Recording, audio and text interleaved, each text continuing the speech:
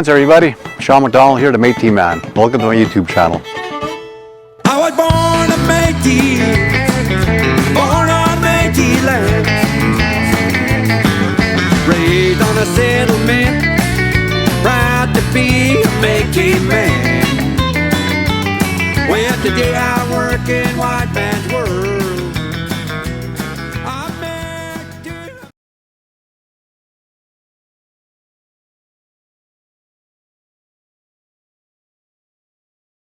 Thanks everybody, Shawn McDonald, Métis Man here. Join me today on a very special day. I've been waiting to do this interview for some time now, but we're going to Kikino Métis Settlement to go interview Cree elder, Mr. Harry Hope, and a Korean war vet as well. Harry is close to 90 years old and been serving for our country back around the 50s, I think, in the Korean War. And we'll get a little more history on his background in that and see what he thinks of today's world compared to what the world was, even 70 years ago. So join me.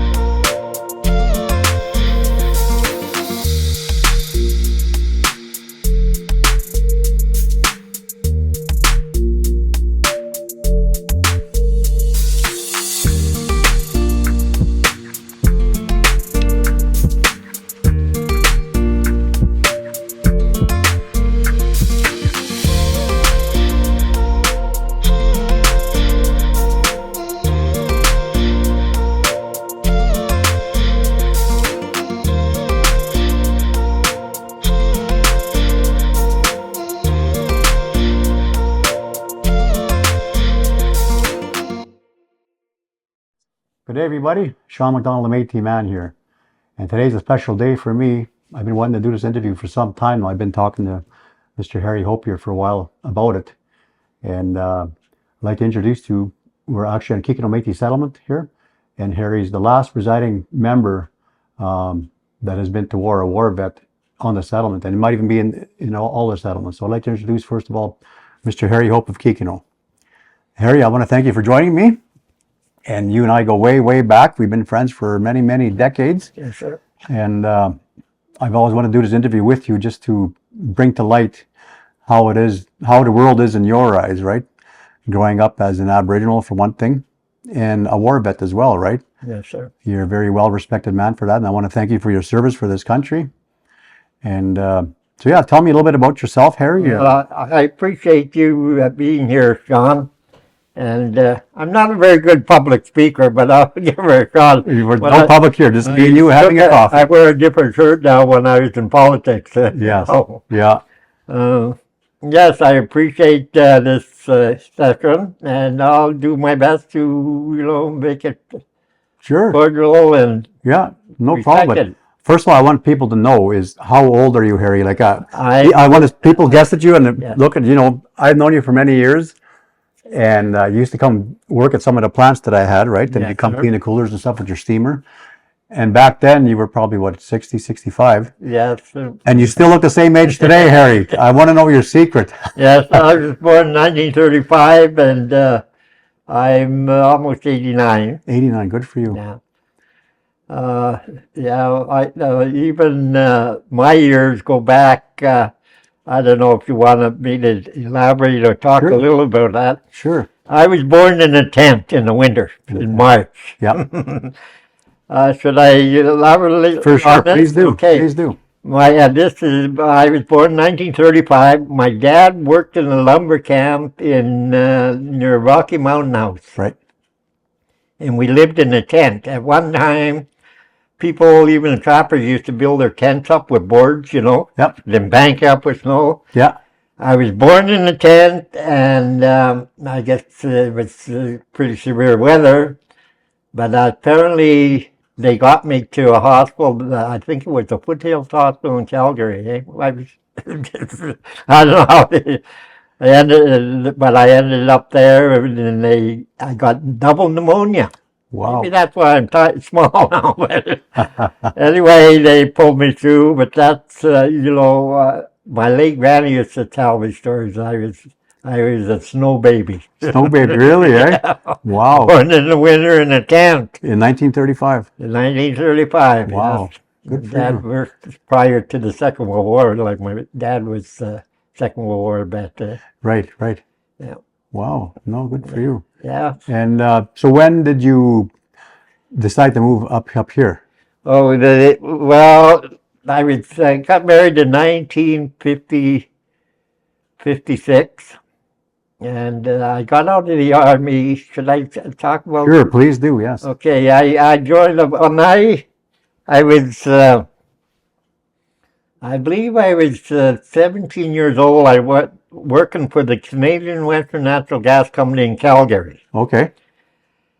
Then when the Korean War was on, I was stationed in Foremost in Burdett gas fields. We used to turn gas on for Calgary. Yep. Then a couple of my buddies then said, we're going to join the Army because they wanted volunteers for a special force to go to Korea.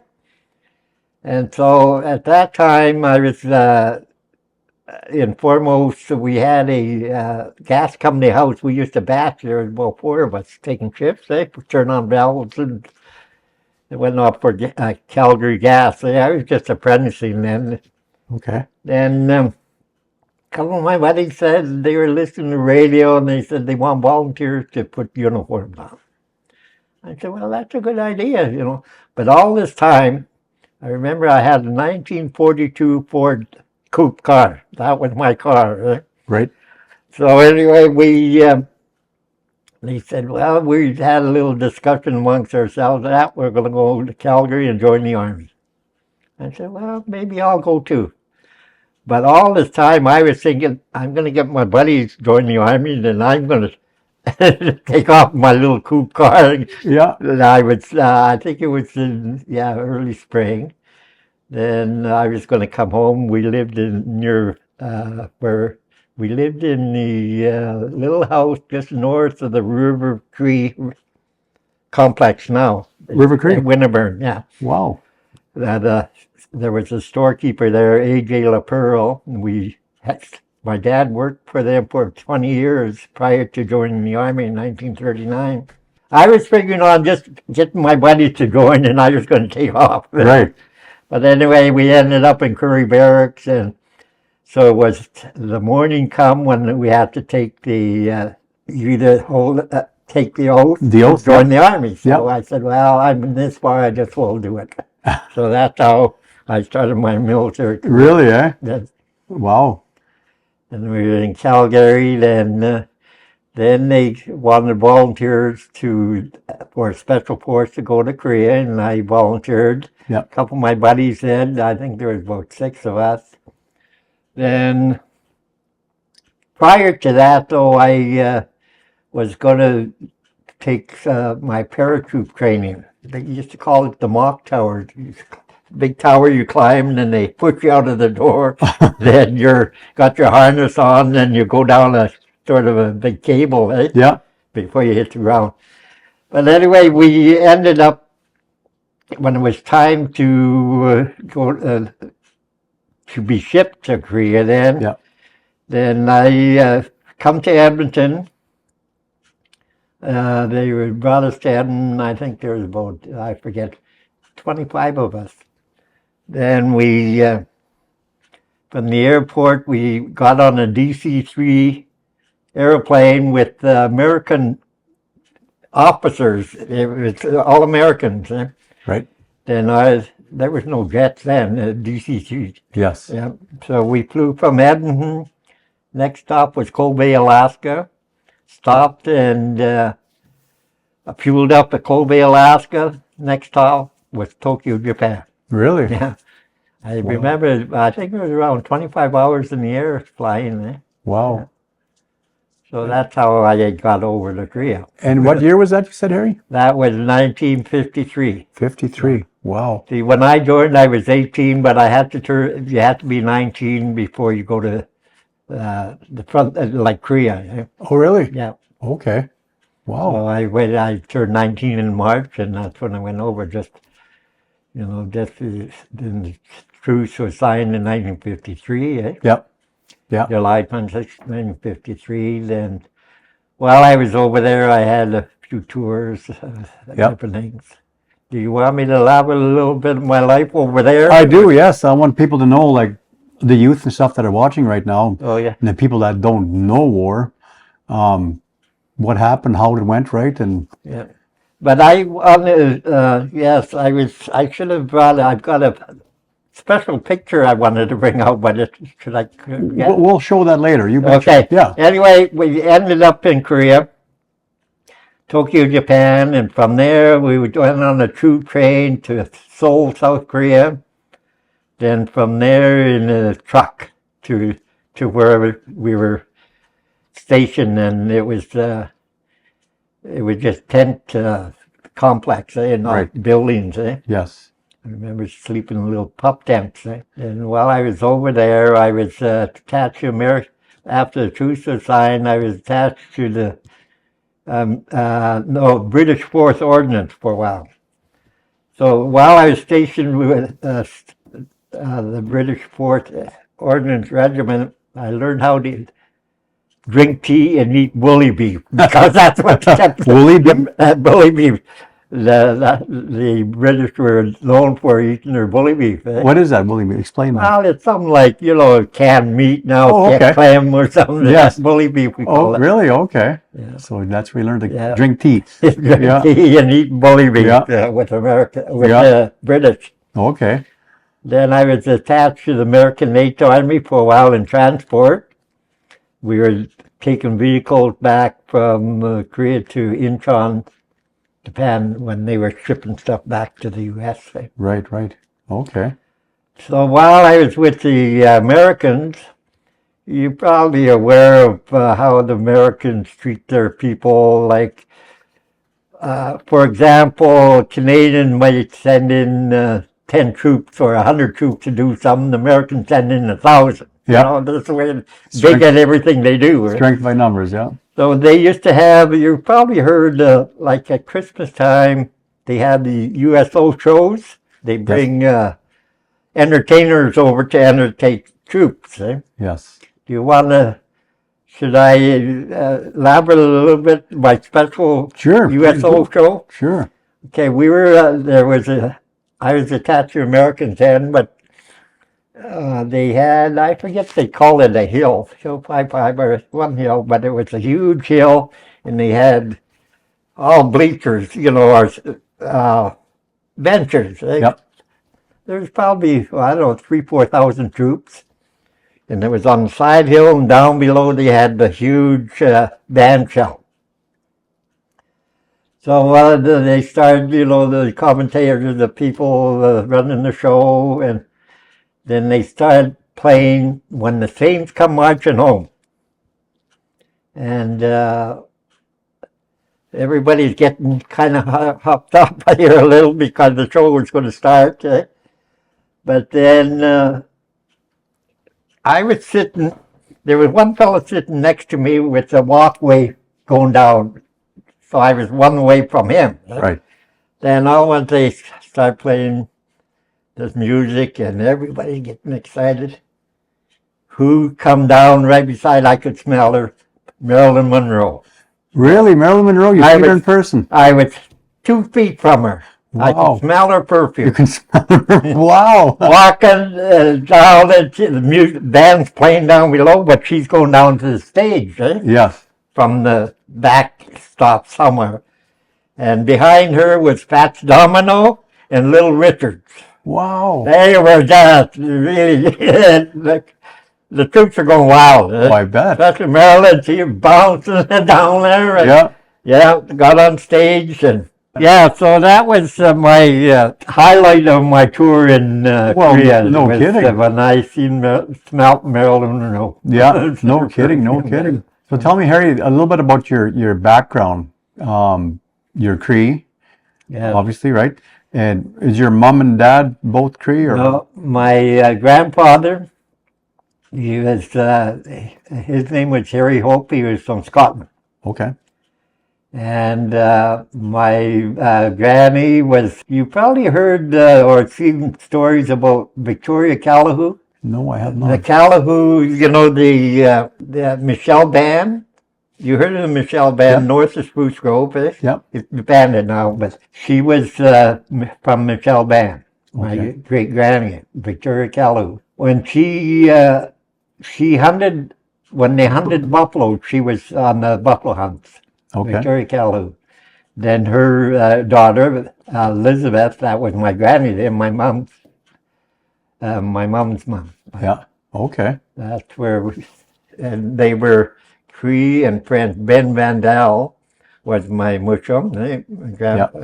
He was a French Métis. Okay. So that's you know, and my dad was his mom was a Kelly, born in.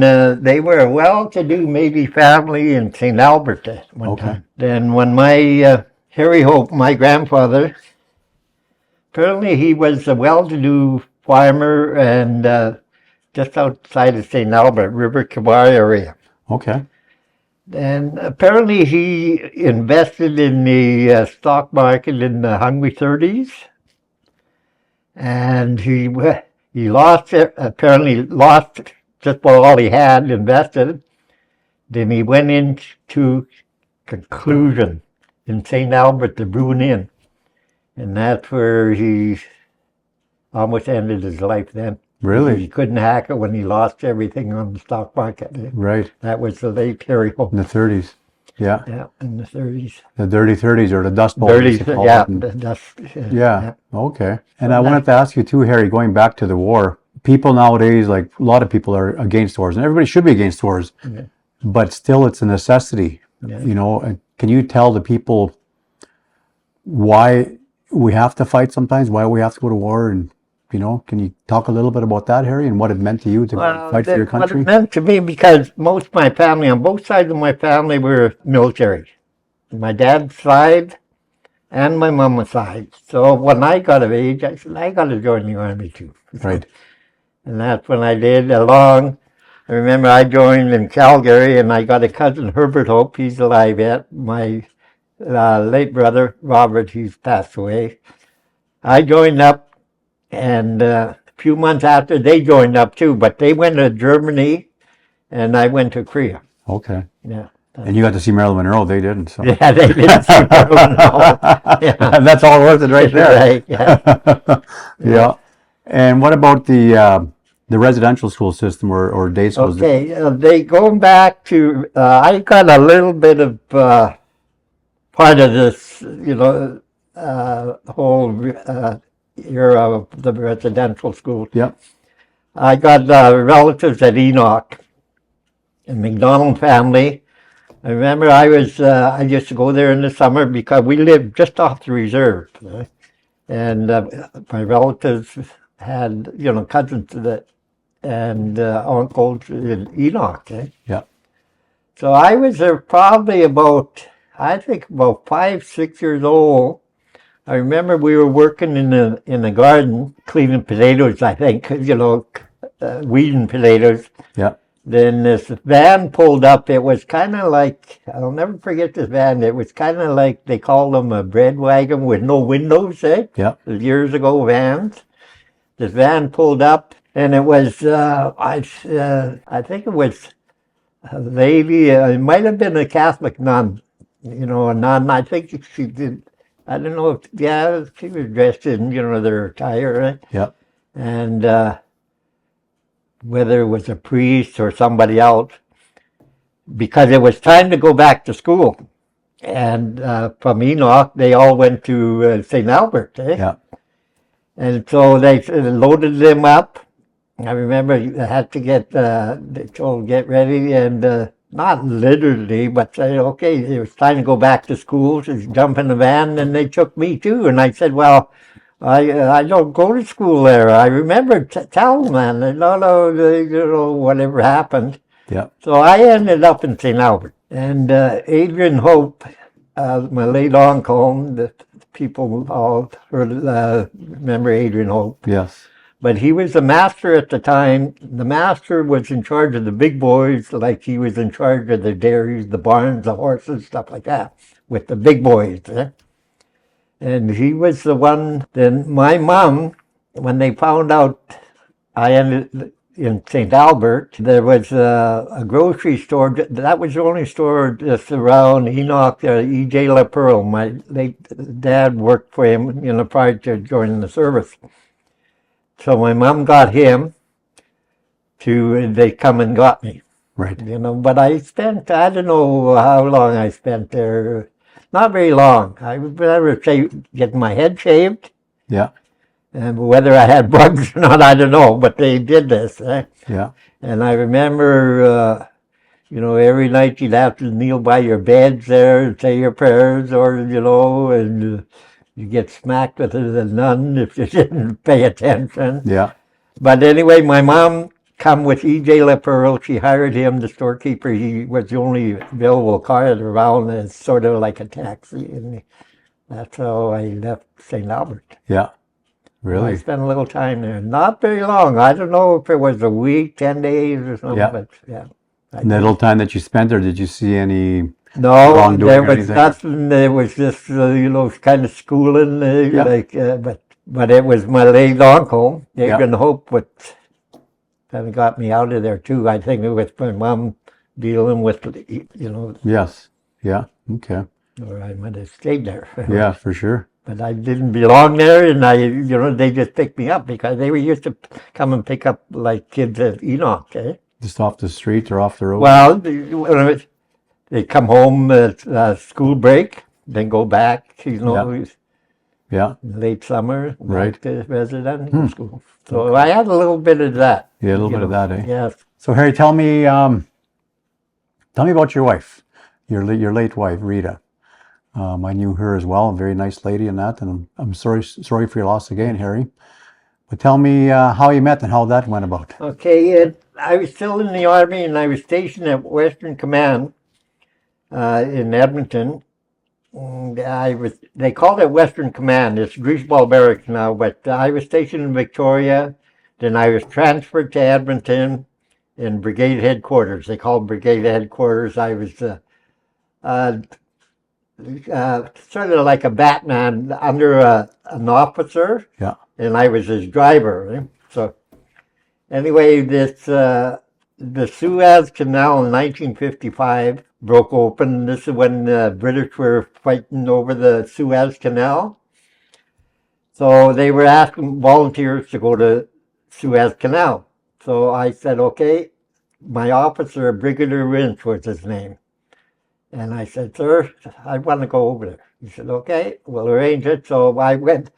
Then they brought troops from BC, and we took a troop train from Edmonton to Halifax. Okay. Then I was with the Queen's Own Rifles in Halifax. But the British were fighting, I guess, in the Suez, and when they said, well, the Queen's Own Rifles, they thought we were a British regiment. We were Canadian, but Right. Over there they said it's a British, so we didn't go. I stayed in Halifax for a month. Yeah. Then I come back to Edmonton, and I told my officer then, Brigadier Wrench, I said, sir, I re-engaged to go to Suez. I'm not going to Suez now. I'm back in Edmonton. I want on this man's army. So he said, I'll see what I can do. So he pulled string somehow, and I got out of the army. Yeah. Discharged. But prior to that, when I was in Western Command there, my late sister, not my late sister, Cecile, she had a girlfriend. Her name was Rita. And anyway, she introduced me. I was still in the Army, and they used to come visit me. I was on kind of night patrol, and I had a little office there. There was a few of us. Yeah. Come visit me, and she introduced me. So then when I come back from Halifax and I got to know her a little better, Rita, then I think I bought a gravel truck then in 1953 GMC, and I was I was hauling all different things with my gravel truck. So anyway, we met and we got married in 1956. Nice. Right on. And then I lost my wife in 2013. We were married 56 years. 56 years. No, that's very good. That you know, it's unheard of nowadays for people to last that long, you know, and Yeah. I know you'd still be together now if you wouldn't have passed. Yes. And how many kids did you have? We have 5. 5 kids. And the oldest daughter, Sandy, she passed away. Then our late son, John, if you remember Shawn, I don't fella remember killed John. in a motorcycle right in front of Rogers in Laclavish. Oh. That was my son, John. Oh, sorry to hear that. He worked with his, my mom retired from municipal affairs. John was working for the government too as apprentice painter, carpenter. Okay. And he was killed on a motorcycle right in front of Rogers. Really? It's tragic. And there was some people, he was with the government, but he bought this motorcycle in McMurray, riding it, and apparently he was going down the street and there was a vehicle, 3 young fellas pulled in front of him. Really? Yeah, he hit a mirror and his neck on the mirror of his truck. Killed right there, we got a call. But Terrible. I wasn't home at the time. I was taking a Curcio. I mentioned a Curcio. Mm-hmm. And we were doing, I think this was in the Blackfoot Nation down south, southern Alberta. And I got a call in the morning that your son was killed. So we still had 2 more days to go to this movement, Curcio movement. And I said, well, they wanted to bring me home then, our facilitators. And I said, no, my best place is here because it's kind of a religious movement. Mm-hmm. That's how that come about. That's terrible. Killed. How old was your son when he passed? 26. 26. Terrible. Yeah, was a good, well respected fellow. Yeah. He was your eldest son? No, I still No? got Barry yet. Oh, Barry's older. Yeah. Okay. Yeah. Yeah. And I know Gary very well as Yeah. well. So, yeah. Yeah, he was the youngest boy. Okay. Right. Yeah, Okay. All right. So when did you move to Kikino and how did that come about? Yeah, we moved. I worked for the Alberta government telephones for 20 years, and I was in Edmonton, and my area was around West Jasper Place, Enoch. I was a repairman, AGT. That was my district. Then my dad was in Kikino then. Adrian Hope was here. My dad was here, and then they said, you should move to Kikino. I thought about it. No. We were dealing on a farm north of Spruce Grove at that time. And then, anyway, we said, well, my wife, she said, well, I wasn't sure whether we wanted to come here or not. We did end up moving here, but I was still working for Alberta Government Telephone, and I didn't let them know that I was moving here. I was still going to communicate Yep. from here to Edmonton. Yeah. Anyway, my main supervisor got wind of I no longer lived in Edmonton. I lived in Kikino, or Laclavish area. So they called me in the office when he found this out, and he said, well, Harry, they were going to suspend me, Yeah. I said, well, he said, well, you got to give us some time so we can reorganize a bit, because my responsibility was in a certain area, and Yeah. we got to get somebody trained to look after that area. And, well, you'll have to give us time to replace you, and we're prepared to, accept your resignation. And I said, well, how much time do you want? And he said, well, how much time do you need? I said, about 5 minutes. So I resigned from Alberta Government Health. You did, I eh? should have never done that. Yeah. I was with them for 20 years. I'd have been pensioned off, in my Yeah. early 40s. And Yeah. But I was also a power lineman after that with Stephen Treadway. I did a lot of power work around this area, Kikino, Yeah. Laklavish, and Okay. as a power lineman also. Yeah. Yeah. A regular jack of all trades. Yeah, I was knocked off a pole. I was electrocuted almost. I remember in St. Albert, but Yeah. I come out of that pretty good. 9 lives. Yeah, I had another fella, Martin O'Brien was his name. He was killed on the pole. I was on one pole, he was on another pole and electrocuted. Yeah. Yeah.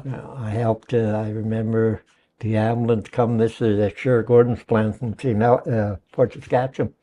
They knew something happened. Right. A jolt on the power surge, like, and off and on.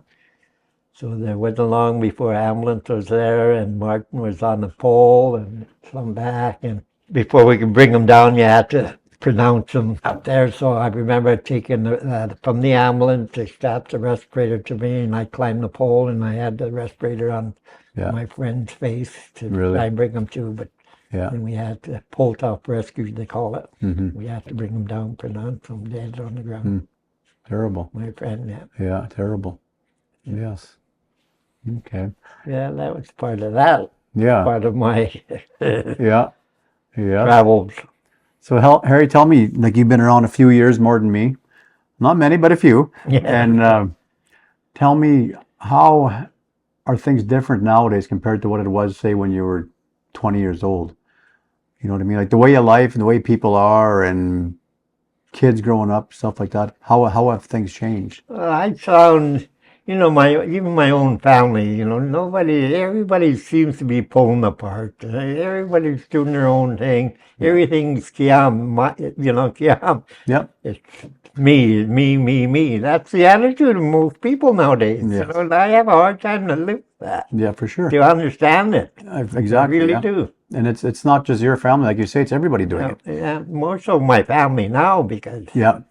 I hate to say it, I could maybe not wake up and nobody'd see me. How come that gate's locked yet? You Yeah. know, Yeah. that's the way I feel. Yeah. No, it's not good. I know what No. you mean. Like people, they want to communicate through their phones now. There's no more Oh yeah, sit down having I coffee like have this. people come here. Even now, there's some of my friends. I'm I get a fella to help me here once in a while. Yeah. My own nephew. Yeah. Yeah. I got breakfast on the table, eating and the phone at the same time, and I'm trying to answer me at the same time. Really? Yeah. Yeah. I have a hard time to live with No, it. that's Really do. disrespectful at the table. Yeah. Yeah, for sure. Yeah. Exactly. There's no respect now. No. It's really bad. It is. Yeah, it seems like the younger generation Yeah. nowadays. Yeah. It's all. Yeah. Yeah. And people got to learn to. I think, I like this. That cell phone, that's what's causing lots of it. It is. It is. When I sit at my table, I tell you, put your phone down. Yep. Yep. Or I'll put it in the cupboard. Yeah. While you're eating. Yeah. One of the rules at my place there, like Yeah. I'm going through a divorce now, but Yeah. supper time, Yeah. we sit down. There's no phones on the table. No phone. We pray Yeah. and we sit there and we talk and we eat. Exactly. Yeah. We do a family, at least one meal a day, Yeah. right? Yeah. Yeah. That used to be our life here all the time too. Yeah. My late wife, and she was, not total, but she had her faith in it.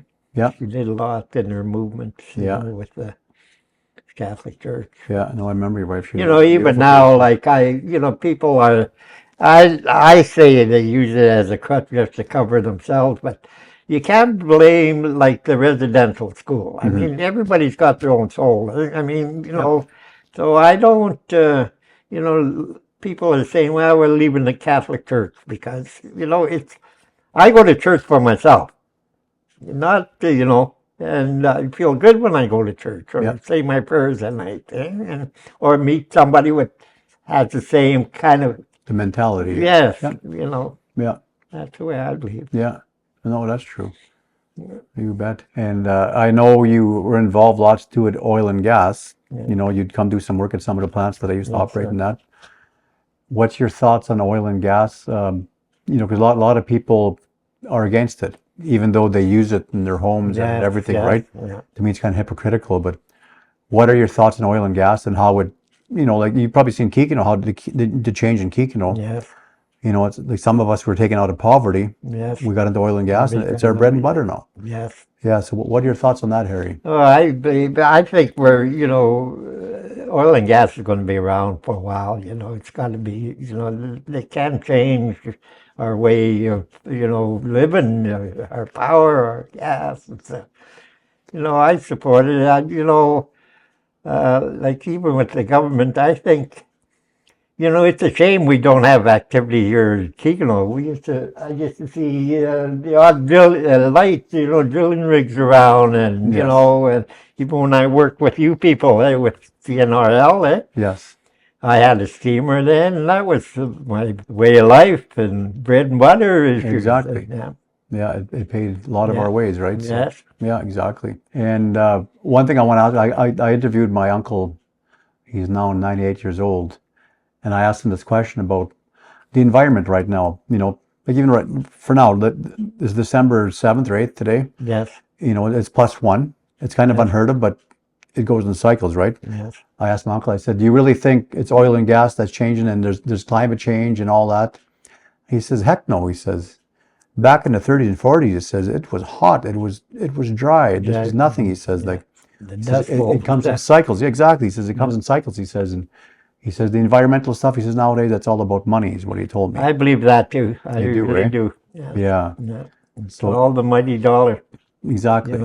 So in your eyes, like, 50, 60 years ago, was it warm like this sometimes too? And then droughts and stuff? And there was, But eh? cold winters though too. Yeah. Well, we could still get a cold winter yet too, but Exactly. Yeah. Yeah. To me, it does come in cycles. Yeah. Yeah. No, for sure. Yeah. And one question I like to ask too with the elders that I talk to, we got the Métis Nation, we got the settlements, right? And we both live on Kikino Métis Settlement. Which one come first? There's always this kind of this scrap going on between the two. Was the Métis Nation first? Did the Métis Nation make the settlements? And I know they're separate entities, but who made who? Yeah. But I believe like the Métis Nation and the settlement. Yeah. We're all under the same umbrella. Separate administration. Basically, that's all it is. We're all one Métis. Yeah. And I don't think we should be. There's so much of this, amongst. And I go to the assemblies in Smoky Lake, maybe Crossing, and more outside Métis there than the settlement people. But you come back. The odd settlement members are there, right? Yeah. But it's not like it should be. Yeah. We're all Métis. We're all under the same umbrella, really, of Métis. And there's no difference. I mean, I got relatives on both sides, Yeah. And I don't figure I'm any different than Métis Nation people. No. Not a bit. No. To me, like, a little separate administration, that's all. Yes. Our local government, Yeah, exactly. To me, I believe in always, like war, divide and conquer, right? Yeah. And right now we have the Métis Nation that are, in fights with the settlement members, not the members, but the settlement administration, I should say, or the leadership, I should say. And then there's even, animosity between the reserves and the settlements, the reserves and Métis Nation. Yeah, that's right. Right? And to me, it's almost a government-led thing where divide and conquer, right? Right. They get us fighting amongst themselves, and we're easier to control, right? 'Cause can you imagine if all the nations come together as one, as a whole? The reserves, the First Nations, the Inuit, the Métis Nations, the settlements. How much power, how much stroke we would have together as one. Yeah, exactly. It's the same with the National Federation. They just have a new president out of Manitoba, and they're saying the same thing. We got to numbers count, When you got to put an X somewhere, or strength in numbers, I always say, right? But yet they want to divide and conquer us, right? That's So right. and our people got to realize that, Yeah, exactly. Yeah. And so, what else do you want to talk about, Harry? What else do you want to tell me what some of your recognitions, like the places you went because of being a war vet, and that you're going to show me some of the stuff. We'll look at it later. Yes. But tell me some stories about that. Where you've been and what you represent. Yes, we've got a organization out of Winnipeg, head office in Winnipeg. It's a Métis Veterans Legacy Program. I can't know. And this is recognition, the office is recognition for people related to past, present veterans, families. There's a lot of support for educational programs, and we're doing different things. Like a lot of our graveyards are in dire straits, and especially more so with the veteran headstones, and there's and the schools. They're recognizing the schools are being taught. The kids are being taught about history of military and veterans and everything, and that's good to see. Like I really respect and enjoy. I'm always here for November 11th in Kikino. It's great support here from Kikino, the settlement on behalf of Remembrance Day. Yes. Memory. Yeah. No, for sure. Yeah. For sure. And I know you said you sit on the board in that, and you travel most of Canada, and you're talking about going overseas for something earlier. Yes, our group, they're going to, I think they went to France last summer, the group going, and I think next year, I believe they're going maybe, I'm not sure if it's Hong Kong or somewhere over there, while I was over there, maybe I'll just elaborate a little bit about when I was in Korea, the little bit of history here, the invasion of Hong Kong during the Second World War. The invasion of Hong Kong, then there was a regiment, how this all come about, I'm getting back to the Winnipeg Rifles who were slaughtered in Hong Kong. But in Hong Kong, when the invasion of Hong Kong, there was Americans, then I believe it was British and Canadian regiments on this sort of, I think they called it Hill 5-5. Anyway, the Americans reorganized or something, and they left the Winnipeg Rifle very vulnerable. And they were wiped out. The Royal Winnipeg Rifles were wiped out there. They call it Gloucester Valley, I believe. Mm-hmm. And anyway, while I was in Hong Kong, they had it's the Sawmouth Cemetery in Kowloon, Hong Kong, where the Winnipeg Rifles are buried. I believe it was 230 some Winnipeg Rifles. They were all killed. So there was a contingent of Canadians to go over the unveiling of Sawmouth Cemetery. So there was 11 of us, each from each province of Canada. So I was from Alberta. So I just come off a junior NCO course in Incheon, Japan, and I guess I don't know, I didn't do too badly, so I was representing them to go over to the unveiling song for Alberta, and there was 11 of us. The unveiling of Sawmouth Cemetery, that's in Kowloon. So that was a great honor too. Yeah, for sure. Yeah, for sure. And that's quite a big loss there. You said 270. Yes, soldiers that perished. The Royal Winnipeg Rifle, they were wiped out. Really? The invasion there. Yeah. And earlier, before we were talking off camera, you were talking about Saskatchewan, that gathering there. You said. Oh, Batoche. Batoche, yeah. You said you were there on the 100th. 1985. Yeah, tell me about that. That was the bicentennial for the Batoche. Yeah. Louis Riel was 1985 executed. Yeah. And so in 1995, that was 110th. So I found out about this, and I said, hey, that'd be good to go to. I was playing with horses. You always had a team. And so I talked to a few of my friends, a couple from Lac La Biche, a few of my relatives, and I said, I'm going to put a wagon train together.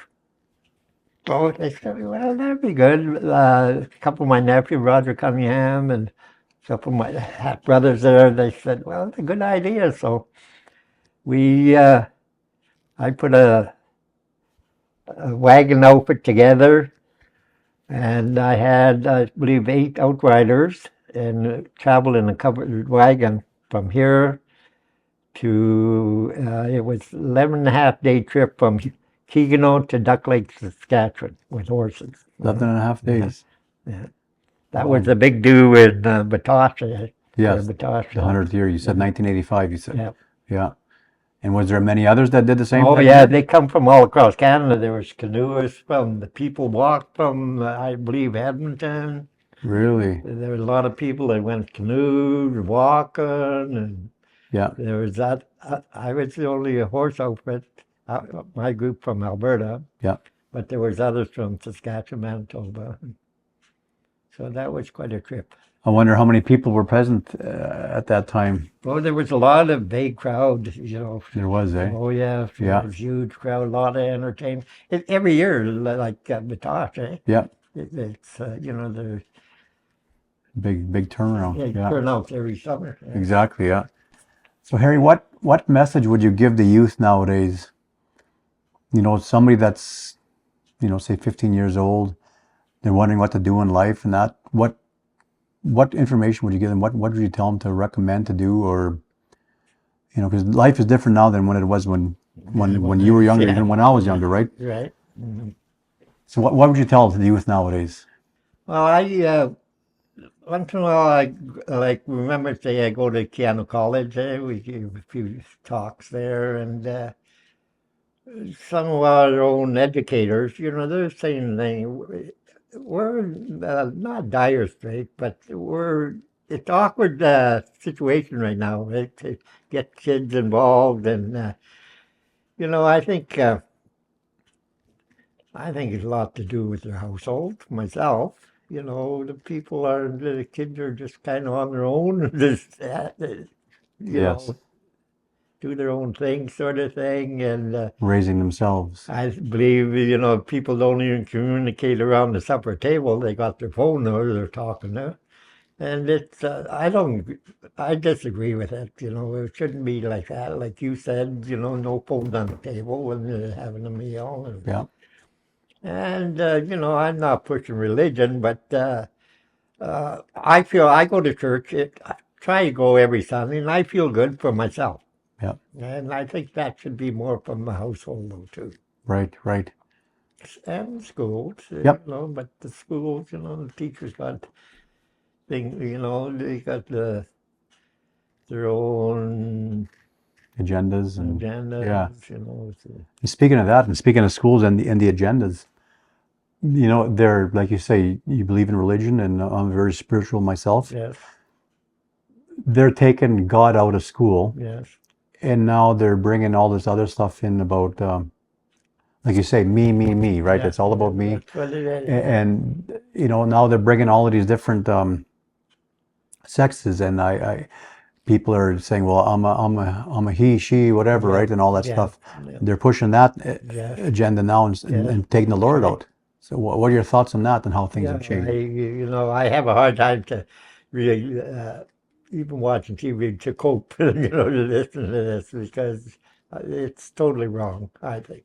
Totally wrong. Yeah, I agree. Like, I'm 53 years Especially old now, that, and you know, a lot of households, you know, I hear friends of mine, their kids are leaving, and, you know, I've got people in Edmonton talk about their, you know, a lot of people are saying it's not totally because they, like the street people, eh? A lot of them bring it on themselves, but a lot of them are in dire straits too. But how did they get there? You Yeah. know, it has to start from somewhere. yeah, And so I totally, you know, even with an organization I'm with, you know, we talk a lot about these kind of issues, eh? Right. Even when we have meetings in Winnipeg. yeah. Yeah. No, that sounds really good. Yeah. What else can we discuss, Harry? I remember, I want to, I don't know if you worked in McMurray. You worked in McMurray. I work quite a bit in McMurray. Okay, yes. when I first worked in McMurray, the Alberta government telephones. We put in the first communications up there. And they just had a little pilot plant that time, GCOS, I believe it was, long before that. Yeah. Anyway, we were, when I first started going to McMurray, we went by NAR from Lac La Biche here. Took NAR, and there was no McMurray then. There was waterways, eh? Steel was waterways, eh? What's NAR. NAR is what? Sorry? NAR, Northern Alberta Railway. Oh, right. Right. That was the Steel and waterways, eh? But I remember then when they put the highway through, then I remember I went up there. I was kind of a sub foreman, and I had a crew, and we built this line to go into the pilot plant for communications. I remember I'd seen this little, I think it was the Dodge Charger or some little red.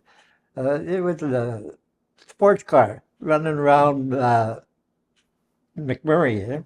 I said, gee, what a car that is. And anyway, we were coming back on Saturday morning. I think I had my pickup for the Alberta government telephone. We had a couple line trucks come over this hill. Here was this red car. I was inside just smoking. I come over this hill. I stopped. And something wrong. No further, there was another vehicle on the opposite side of the road. So I stopped, and I had one of the fellows riding with me, but I had two other vehicles behind us, all Alberta government telephone equipment thing. And I said, we got to get there and check. So I went to this red car. Somebody was screaming. I went there, and the driver, he was pinned. It was fast, head-on collision. Okay. And I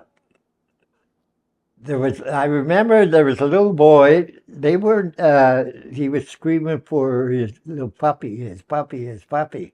But I heard this little dog, and I looked, prior to looking at the other vehicle, this is the first vehicle I went to, then I telling the boys that a couple of my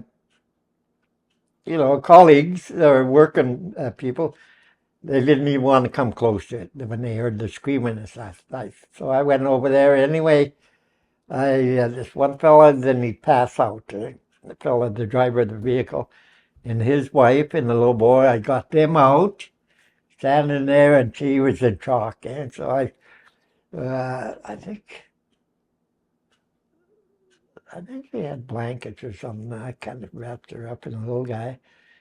So then I went back to the other car. It was on the opposite side of the road. I don't know, maybe 100 feet apart or 200, I forget. Mm-hmm. But anyway, I checked. 5 people dead in the car. 5? Wow. There was 3 in the front seat, a couple, and a girl. Then older people, they were Native people in the back seat. Mm-hmm. I checked them all, they're all dead. Terrible. My people with me, they wouldn't even, help. Really? They were too So scared. then, I couldn't get through on mobile. There were no cell phones then. Couldn't get through, but I remember I had keys like they had towers. Then I looked on the map, and I forget what kilometer we were. I think it was about 60, 70 kilometers south of McMurray. Okay. Then I knew then I traveled a little south to a tower. Then I got reception there. Phoned the RCMP station in McMurray. I said about this, who I am, and we're checking. There's a bad accident, there's people dead, and there's one fellow pinned. Well, that's out of our area. Call Lac La Biche, I think, or it was at St. Paul. Anyway, I said, so I had this, trying to get this communication going with it. Yeah. Anyway, finally the RCMP did come there. This fellow was pinned in the car. They had a fire axe. I'll never, ever forget this. They were trying to chop get the hinge bent or something off the car. Yeah. You know, so they open the door, and every time they do it, this fella would scream his head off. And so I asked him, I said, this is no good. You know, what do you suggest? I said, we got a winch truck. Let me get a truck there, put the winch line on that door, and we'll pull it open. And that's how we got that fellow out. Really? Then the ambulance, they were there. They come in. Yeah. Wow. I'll never ever forget that. Yeah, It's quite the ordeal. quite an ordeal. Yeah. That was my, you know, part of my time I spent in McMurray Yeah. Fields. Yeah. That was a bad issue. What year would that have been? Pardon? What year was that? That would have been, well, that would have probably been in early 70s, when the Okay. McMurray, just a pilot plant was on there. Yeah. See, at one time, I don't know, maybe some of your folks' family was involved too, when they had, when they were boycotting, you know, the tar sands, Yeah. McMurray. I don't know if you probably wouldn't remember this, but some of your folks would. So what year was this, Harry, the boycott? That would have been 1970, 73, 74. And who was boycotting it? Well, it was all the farmers Oh. from around here. Anyway, Adrian Hope was come with me. Like we weren't farmers, but they were all, you know, let's go all up that way. They were going to. They were on Highway 50. What is that? 63. Yeah, 63. Yeah. Yeah, all in trucks, and they were boycotting, you know, government, against government for the tar sand that time. Yeah. I remember even with me, I put a couple of bales of straw to look like a farmer. Adrian Hope was with me and somebody else, so we joined the procession too, right? In the Wandering River. Yeah. Yeah. So why were they boycotting? Why were the farmers Well, boycotting? they didn't want to push the tar sands, you know, McMurray project. Really? Yes, at that time. Was it because environmental or what? Yeah, sort of, yeah, Yeah. yeah. Really? Premier Lougheed was he was our premier then. Yeah. He was on, part of that. And he was pushing for it. Remember, yeah, even opposition was, you know, it was a big do, you know, through the media. Yeah. Right, right. Okay. Yeah. So that's one question I asked, because right now the environmentalists, we call it oil sands now, Yeah, but the environmentalists call it tar sands. tar sands, yeah. But I remember growing up as a kid, my dad, everyone would call it tar sands back then, right? Yeah. Was that a common name back then? Was tar sands? Oh, Tar sands? Or- I think, see, this was all, when I was involved, that was, well, our premier was Lougheed Mhm. that time, and then I remember, you know, then they met a group, I think it was in Wandering River. They had a big meeting that day, Right. government officials, plus all local farmers and stuff were boycotting, eh? Yeah. Yeah, I Really, eh? remember that, and they fed us there. There was a lot of people there. Yeah. Tractors, trucks. Really, eh? Yeah. I never knew this boycott happened back yes, then. yes. Yeah. Yeah. I Wow. was part of that. I went from here with through a few bales of straw in a pickup. Yeah. Yeah. So whatever become of that boycott then? Like, obviously it's, Well, the meeting, but that's what it was when they were, you know, boycotting the development of McMurray. You know, Really? tar sands. so it must have been just like a small one-horse town back then. Yeah, that's right. Yeah. There was, waterways with the Waterways, and yeah. the steel. Yeah. And McMurray just started, yeah. Yeah.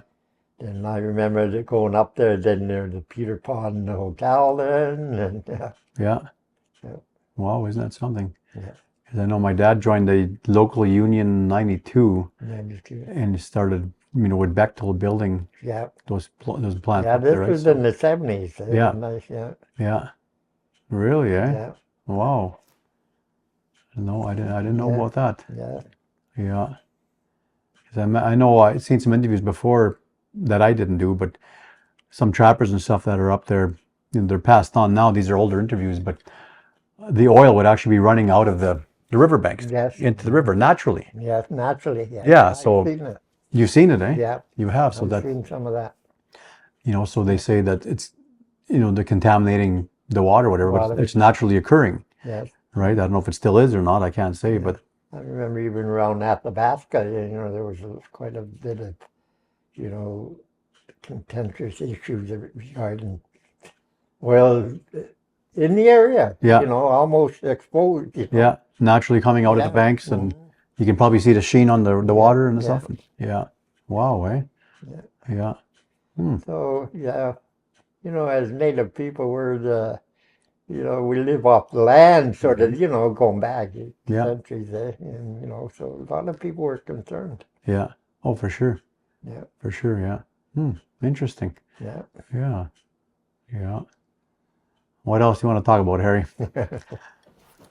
Oh, I like, I live alone. I just talked to my wiener dog and my cat, so it's nice to have you here. Shawn, I've known you for a long, long time. We've had lots of good gatherings. Yeah, we go way back here. Yeah. Yeah.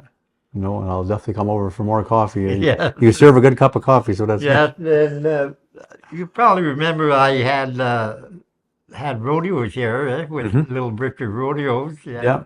Yeah. And we always had, when we first come, my Patrick, our grandson, when I had little skating rinks, and I got a little bigger and bigger. Finally, I had a big skating rink down here. I remember that one. Yes. Lights and Yeah. You went all out. Yeah. The NHL could have had a game down yeah. Yeah, many times I still had a steamer. I used to have good ice. They flooded. I made a Zamboni. I pulled with hot water. Right? Yeah.